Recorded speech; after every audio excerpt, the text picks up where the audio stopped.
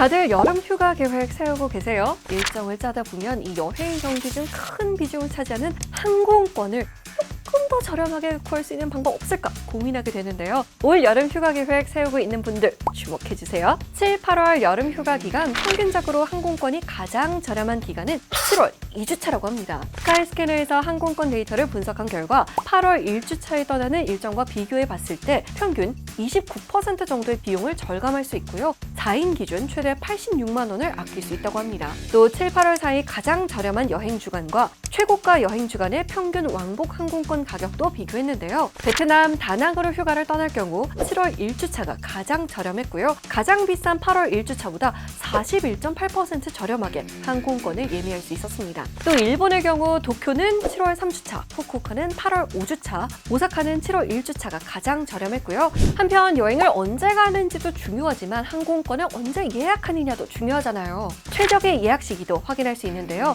오늘 기준으로 7월에 베트남 나트랑을 간다면 최적의 예약 시기는 출발 3주 전이고요. 8월은 4주 전입니다. 제주도의 경우 가고 싶은 날짜가 7월이라면 출발 1주 전에 8월이라면 2주 전에 예약하면 가장 저렴한 항공권을 겟할 수 있다고 해요. 다만 매일 쌓이는 통계에 따라 최적의 예약 시기가 달라질 수 있으니까요. 일정에 맞게 꼼꼼히 찾아보고 가면 좋을 것 같죠?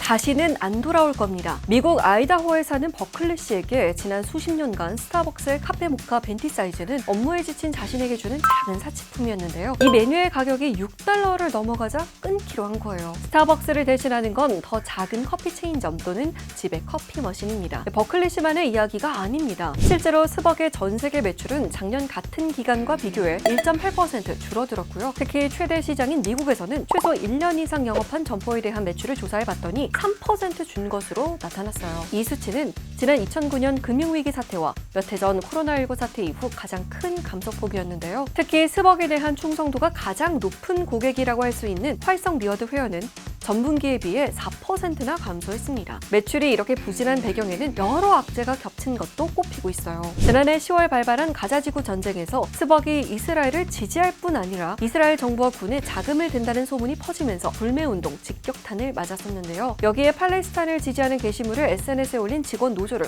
고소하는 일도 있었죠. 스벅 CEO는 보바 음료와 새로운 샌드위치 메뉴 개발, 다양한 프로모션으로 위기를 돌파하겠다는 의지를 드러냈는데요. 현지 투자 관리 회사들은 보다 근본적인 원인이 있다고 지적하고 있어요. 스타벅스는 이미 노조와 급여, 근무 조건 등을 놓고 수년간 갈등을 벌이고 있다는 건데요. 이로 인해 회사 이미지와 경쟁력을 갉아먹고 있다는 거죠. 스타벅스, 위기가 경쟁력 약화로 굳어질까요? 아니면 쓴 약이 될까요?